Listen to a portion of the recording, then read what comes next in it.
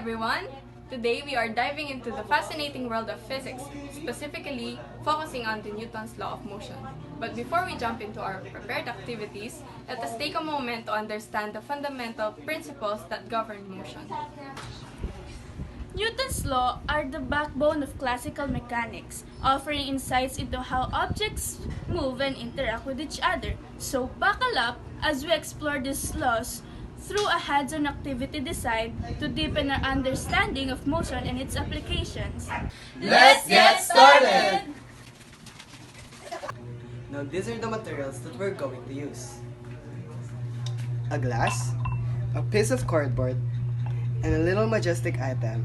In this case, we're going to use a coin. I know that you're wondering what we're going to do, but in this case, we're just simply going to flick the cardboard.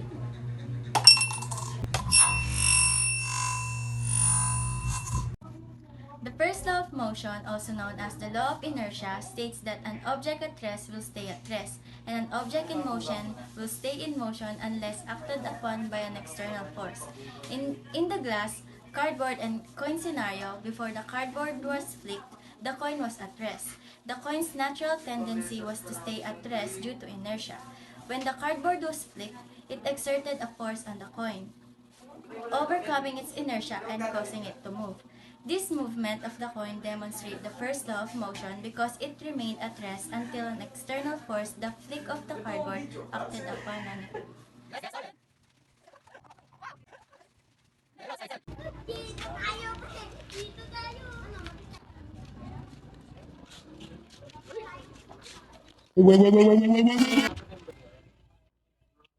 This clip demonstrates the second law of motion. Net force is equals to mass times acceleration.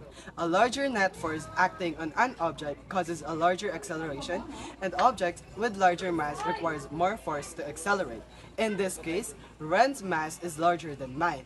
That is why I had a larger acceleration.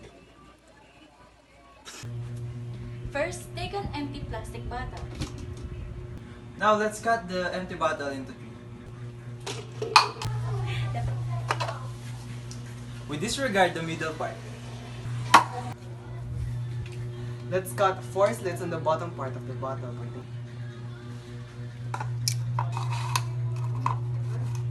Let's put 2 rubber bands on the bottom part of the bottle.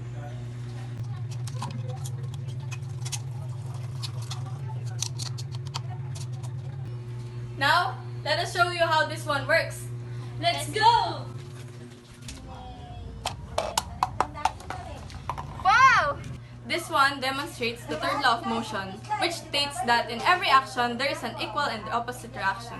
In this case, the 2 cups and the rubber band experiment. When you push down on one cup, the cup exerts a force downwards on your hand, which is the action, and the rubber band exerts an equal force upward on the other cup, which is the reaction, causing it to fly upward.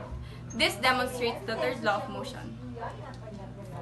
That's it for today. I hope you enjoyed and learned something from the video.